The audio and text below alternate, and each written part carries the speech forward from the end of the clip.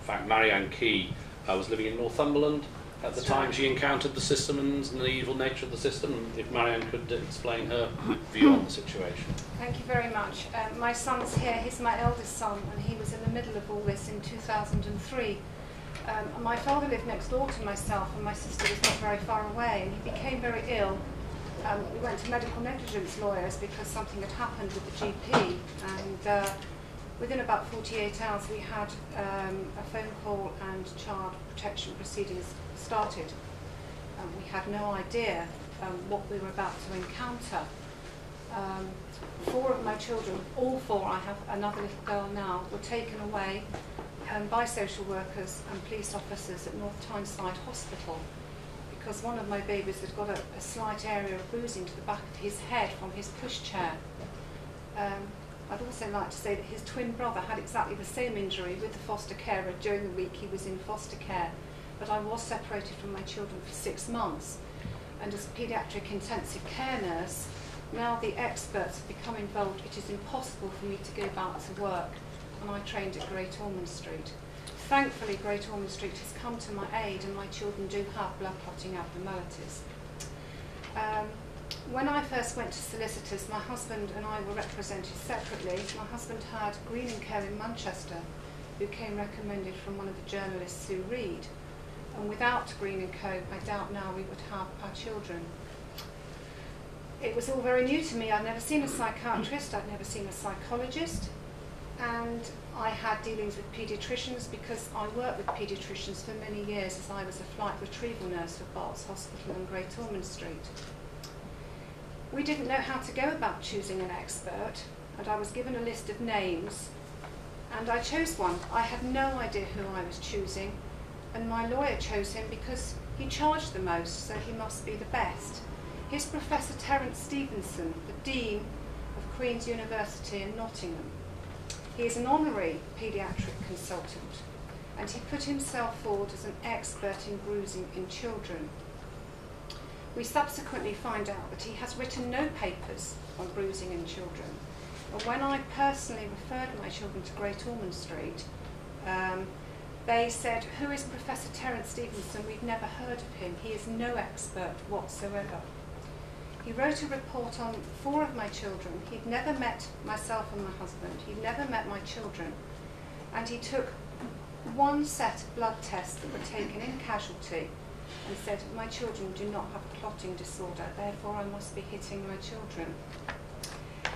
Thankfully, because he's put himself forward as an expert, and we've gone on and on and on with the General Medical Council, he is now in front of Field Fisher Waterhouse solicitors in London, who are dealing with him for fraud because he's misrepresented himself within the family courts. The social workers who put false evidence in front of the High Court, and I hope my son doesn't mind me saying, but we were told he was a menace to society. He'd got no teeth because I hadn't been looking after him. He couldn't walk, he couldn't talk, and he was tied in his chair all day, and I was drugging him because I'd given him Medicet. Those people have just had their files sent to the Crown Prosecution Service in Northumberland. We had a meeting with the Crown Prosecution Service in 2004, and we were told there was a prima facie case of conspiracy to pervert the course of justice and forgery. Those people are still currently working in child protection. Disgraceful. We finally got the senior nurse child protection for Northumberland banned by order of the High Court from coming near our house. We did ask during the court proceedings what we were supposed to do if she came to the door. We were told to lock the door and call the police. Is this any way in the family courts?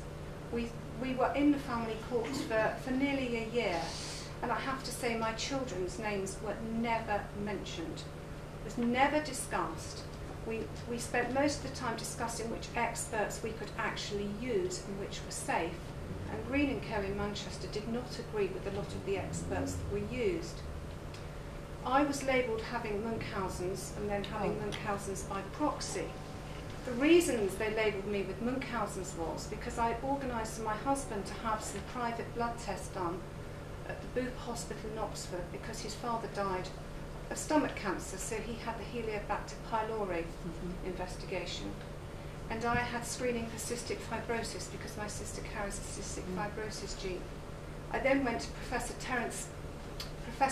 Nicolaides in London, because I was 38 when I became pregnant with Nicholas, and I was classed as an elder mother on what did we call fold screening, so I didn't have a Downs child. They levied Munchausen's at me, and when I asked for proper screening, when he'd been taken away from me, I was told by the solicitors and QCs I couldn't possibly have a proper screening for him because they would just bolster the local authorities' case and they'd shout Munchausen's and you certainly would not get your child back. We would have got on a lot sooner in the proceedings with the police, but the Chief Constable from Northumberland made an application to the courts to use the documents because the CID in Northumberland are not allowed to use any of the paperwork until they've got the say-so of the family court's judge in our case. She sat on that application from the Chief Constable for over a year before she would do anything. And she only did anything on the morning that Sue Reed put us in the Daily Mail with a double article on what was going on in the family courts. We have complained long and hard, but we do actually feel, especially on Friday when I spoke to the police officer that's dealing with our case, that he said he's put the case together so they can be charged separately, and he's also done it so they can be charged under conspiracy at Newcastle Crown Court. So we do feel that we are finally getting somewhere. Well, thank you, Marianne. Before we move on to the politicians,